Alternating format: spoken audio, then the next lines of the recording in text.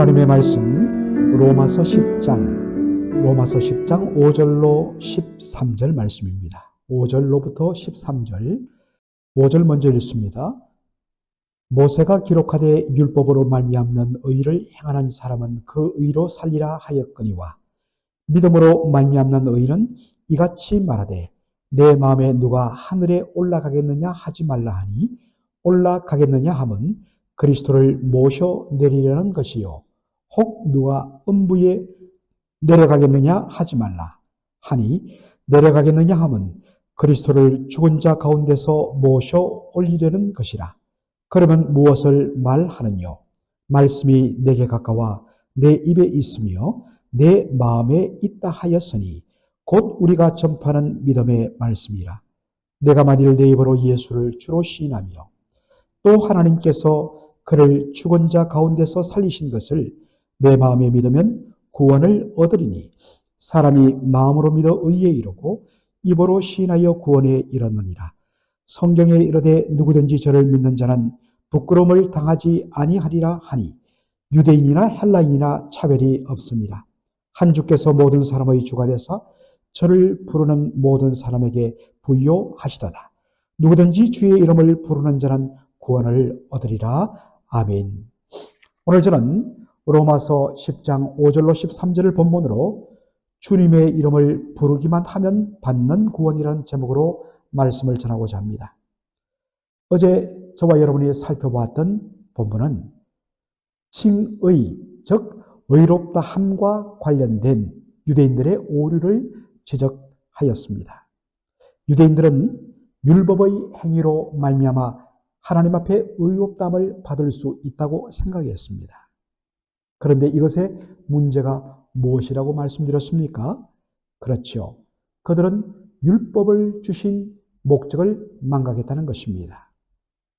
로마서 3장 20절에 보면 하나님께서 왜 율법을 주셨느냐?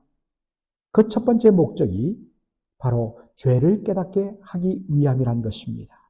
그래서 율법 앞에서 자기의 행위로 하나님 앞에 결코 의롭다함을 받지 못한다. 아무리 애쓰고 노력해도 절대적으로 거룩하고 의로우신 하나님의 기준에는 절대로 도달하지 못한다는 것. 그래서 입을 막고 자신의 죄를 깨닫고 하나님의 심판을 받을 수밖에 없는 절망적인 존재임을 바로 깨닫게 하기 위하여 율법을 주셨다. 그리고 로마서에는 언급이 되어 있지 않지만 갈라디아서 3장에 보면 율법을 몽학선생이라. 지금부터 2000년 전에 그리스 로마 시대에 바로 주인집의 바로 아들을 그렇게 가르치는 노예 중에서 특별히 선발된 그러한 일종의 가정교사를 할까요? 주인의 아들이 상속자가 잘못하였을 때에는 그들을 때리면서 그들의 잘못을 철두철미하게 고쳐서 아들에게 합당한 삶을 살아가도록 만들고 훈련시켜주는 것이 몽학선생의 역할이었습니다. 바로 율법은 우리로 하여금 자기의 의로 말미암아 하나님 앞에 결코 설 수 없고 죄를 깨달을 수밖에 없음을 인정하고서 오직 우리에게 하나님이 주신 유일한 구원의 길은 하나님의 아들 예수 그리스도의 십자가와 부활밖에 없다는 사실을 온전히 믿도록 그렇게 바로 가게 도와주는 것, 이것이 율법의 역할이었습니다. 그러므로 그 가운데 자신의 의롭다함을 자기의 행위로 말미암아 얻는 것을 이제는 내려놓고 오직 하나님이 예비하신 믿음으로 말미암아 의롭다함을 받는 이것을 붙들어야 마땅한 것입니다. 그런데 유대인들은 어제 본문에 어땠습니까? 그들은 바른 지식이 없이 그저 율법의 의를 추구하는 열심만 가진 것입니다. 그들이 나의 행위로 말미암아 내가 하나님 앞에 의롭다함을 받을 수 있다고 열심을 내면 낼수록 어떻습니까? 값없이 거저 주시는 하나님의 은혜로부터 점점 더 멀어지게 되는 것입니다. 반면에 이방인들은 그들은 오직 믿음으로 말미암아 의롭다함을 받았습니다. 믿기만 했는데 하나님께서 어렵다고 하시는 것입니다. 여기는 인간의 어떤 노력과 행위가 요구되지 않고 오직 하나님 한 분만을 의지하면 되는 것입니다. 오늘 본문에 보니까 율법으로 말미암는 의와 믿음으로 말미암는 의를 다시 한 번 더 비교하고 있습니다. 율법으로 말미암는 의는 율법을 내가 그대로 지키고 따르고 순종하면 하나님 앞에 의롭다고 인정받고 영생을 받게 될 것이라는 생각입니다. 그런데 결과적으로 이것이 사람들에게 희망 고문만 안깁니다. 희망 고문이란 무엇입니까? 어떠한 소망을 두고 그렇게 살아가지만 결과적으로 보면 그 희망은 사라지고 고통만 안기는, 그래서 사람에게 좌절감을 더해주는 것, 이것이 바로 희망 고문이죠. 우리가 어릴 때 읽었던 무지개를 잡으러 나간 소년의 이야기가 바로 여기에 해당됩니다. 소년의 눈높이에 봤을 때 자신의 집 뒷동산에 무지개가 걸려있는 것을 보고 그 동산 위에 올라가기만 하면 무지개를 손으로 뻗어 잡을 수 있다고 생각했는데 막상 동산 위에 올라가 보니 무지개는 저 위쪽 큰 산에 걸려있는 것을 보게 됩니다.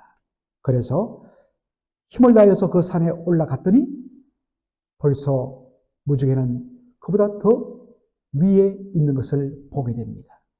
그래서 한평생 이 무지개를 조금만 더 내가 손을 뻗으면 잡을 수 있다고 그 무지개를 그러한 희망 가운데서 잡으려고 다니다가 자신의 모든 세월을 다 낭비하고 늙어버린 슬픔에 잠긴 한 소년의 이야기입니다. 율법으로 말미암는 의도 이와 같은 희망 고문을 우리에게 안겨줍니다. 남들보다 의롭고 정직하게 살려고 몸부림칩니다. 분명 다른 사람들보다 비교하였을 때 상대적으로 의롭습니다. 그러나 절대적으로 의로우신 하나님의 기준에는 도달하지 못함으로 말미암아 결과적으로 행위로 말미암아 의롭다함을 받는 이 길은 결국에는 멸망의 길이 될 수밖에 없는 것입니다. 반면에 믿음으로 말미암는 의는 우리의 노력이나 수고가 전혀 필요 없습니다. 그저 믿기만 하면 값없이 거저주는 것입니다. 이것 때문에 사람들이 어떤 의미에서는 값없이 그저 믿기만 하면 주어지는 이 놀라운 은혜에 대하여 오히려 받으려 하지 않습니다. 왜요? 그래도 내가 뭔가를 해야지 받을 자격이 있지. 그렇지 않습니다. 그런 생각으로는 결코 하나님의 의에 도달하지 못한다는 것이 믿음으로 말미암는 의인 것입니다. 자, 이것을 보여주기 위해서 사도 바울이 인용한 말씀이 신명기 30장 12절로 13절의 말씀입니다. 원래 이 말씀은 하나님의 명령을 따라 순종하기 위해서 그 하나님의 명령이 무엇인지를 발견하기 위하여서 하늘 끝에 올라갈 필요가 없다는 것입니다. 이미 하나님의 명령, 하나님의 뜻은 모세를 통하여서 십계명과 그리고 그 십계명을 적용한 율법을 통하여 이미 주어졌다는 것입니다. 그 하나님의 뜻을 내가 이루어드리기 위해서, 그 하나님의 명령을 찾기 위해서 저 바닥 깊은 것까지 숨을 참며 내려가서 하나님의 명령을 찾을 필요가 없습니다. 하나님의 명령은 바로 가까이 있습니다.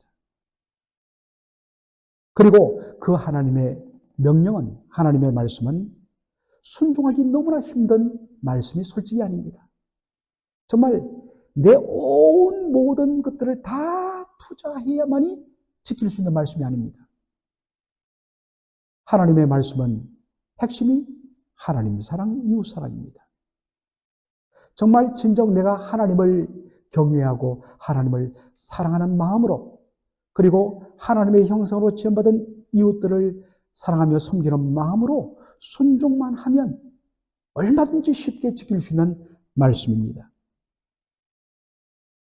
그러므로 하나님의 말씀은 그 말씀을 구하기도 쉽고 그 말씀을 사실은 지키기도 어렵지 않다라는 것입니다. 사도 바울은 이 신명기 30장 12절로 13절의 말씀을 인용하는데 하나님의 명령이라는 이 명령이라는 단어 대신에 예수 그리스도를 집어넣습니다. 우리의 구원자이신 예수 그리스도를 우리의 구원을 위하여 우리가 모셔오기 위하여 하늘로 올라갈 필요가 없다는 것입니다. 하늘로 올라가서 예수님 제발 우리를 위하여 이 땅에 사람의 몸을 입고 내려와 주십시오 라고 할 필요가 없습니다. 또한 예수님의 부활을 위하여 우리가 깊은 곳에 내려가서 예수님 다시 깨어나서 살아나 우리에게 생명 주세요 라고 예수님의 부활을 위하여 우리가 밑으로 내려갈 필요가 없습니다. 우리의 수고가 필요 없습니다. 왜냐하면 우리가 구하기도 전에 하나님께서 독생자를 이 땅에 보내셨고 예수님 자발적으로 순종하여 하늘의 영광 다 버리시고 사람의 몸을 입고 이 땅에 성육신하셔서 십자가의 죽기까지 복종하셨고 그리고 죽은 지 3일 만에 하나님께서 예수님을 다시 생명을 주셔서 일으켜 부활시킴으로 예수님 부활하셨습니다. 예수님의 성육신과 십자가와 부활의 그 놀라운 구원의 역사 가운데 우리가 우리의 어떠한 것들을 0.0001%도 더할 필요가 없습니다. 전적으로 하나님이 다 하셨습니다. 전적으로 예수님이 다 이루셨습니다. 그리고 심지어 우리가 예수를 내가 믿는 것처럼 보이지만 사실은 죽었던 우리의 영혼 속에 찾으셔서 성령이 거듭나게 하시고 말씀의 빛을 비추어 내가 죄인 된 것을 깨닫고 회개하게 하시고 오직 예수 그리스도만이 유일한 구원의 길임을 온전히 믿어 예수님을 주로 시인하고 고백하게 만드는 이 일, 그래서 믿게 하시는 일을 하신 분이 성령님이십니다. 우리의 구원을 위하여 전적으로 성부, 성자, 성령, 삼위 하나님이 역사하셨습니다. 우리가 해야 할 일은 오직 하나, 그분을 영접하고 그 이름을 믿기만 하면 됩니다. 구체적으로 어떻게 우리가 예수를 믿을 수 있느냐? 하나님께서 우리를 위하여 말씀 전하는 전도자들을 그리고 복음을 전하는 믿음의 이웃들을 우리에게 보내주셔서 그분들의 열심을 통하여 우리를 교회로 인도하고 말씀으로 인도하게 하여서 예수를 믿게 하십니다. 그리고 믿기만 하면 구원을 받습니다. 누구든지 그를 믿는 자는 부끄러움을 당하지 않는다. 너는 안 돼 라는 것이 없습니다. 그가 부족하고 못났을지라도 누구든지 쫓기로 놓으면 다 받아주십니다. 주님이 주시는 구원과 어렵다함, 믿음으로 말미암은 어렵다함에는 차별이 없습니다. 어떤 피부 색깔은 되고 어떤 피부 색깔은 안 되고 어떠한 신분은 되고 어떠한 신분은 되지 않는 차별이 없습니다. 누구든지 주의 이름을 부르는 자는 구원을 받으리라 말씀하는 것입니다. 이것이 바로 믿음으로 말미암는 의의 성격과 내용인 것입니다. 그런데 여기서 우리가 한 가지 주의할 것이 있습니다. 그것은 우리의 예수님에 대한 믿음의 내용입니다. 내가 만일 내 입으로 예수를 누구로? 주로 시인함. 그리고 하나님께서 그를 죽은 자 가운데서 살리신 것, 부활하게 하신 것을 마음에 믿으면 구원을 받으리라 라고 말씀합니다. 예수님은 단순히 우리를 죄와 사망에서 건져내신 구원자, 세이비어일 뿐만 아니라 우리를 피로 값주고 사셨기 때문에 이제 예수님은 우리의 주인, 더 롤드, 우리의 주가 되시는 것입니다. 그분은 주일 하루만 우리의 예배 대상자, 우리의 주님이 아니시라 우리의 삶의 모든 영역과 우리의 삶의 모든 시간대, 월요일부터 토요일까지 그분은 우리의 주님이십니다. 왜냐? 피로 값주고 우리를 사셨기 때문입니다. 그러기에 우리는 사나 죽으나 주의 것이고 살아도 주를 위하여 살고 죽어도 주를 위하여 죽는 그러한 존재인 것. 이것을 고백하는 것이 뭐냐?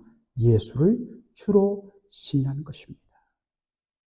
예수님을 주님으로 시인하고 살아가는, 그래서 구원의 기쁨과 즐거움을 마음껏 누리는 저와 여러분의 복된 삶이 되기를 주의 이름으로 축원합니다. 아멘. 아버지 하나님, 은혜와 사랑을 감사합니다. 어제에 이어서 율법으로 말미암는 의와 믿음으로 말미암는 의를 비교하면서 왜 오직 주님 앞에 설 수 있는 것은 믿음으로 말미암는 의밖에 없는가를 깨닫게 하여 주시니 감사합니다. 구원은 우리가 그 구원을 얻기 위해서 힘쓰고 애쓰고 노력하고 우리의 뭔가 노력과 열심이 조금이라도 더해져야 되는 것, 이것이 아니면 전적으로 성부, 성자, 성령 삼위 하나님이 다 해주셨는데 이것을 우리가 겸손하게 굴복하고 인정하고 믿음으로 받으면 값없이 차별 없이 누구든지 주시는 이 놀라운 은혜 누릴 수 있도록 주여 축복하여 주시옵소서. 이제는 예수님을 내 인생의 진정한 주님으로 그렇게 모시고 주를 위하여 살아가는 저희들의 삶이 되게 하여 주시옵소서. 예수님의 이름으로 기도하옵나이다. 아멘.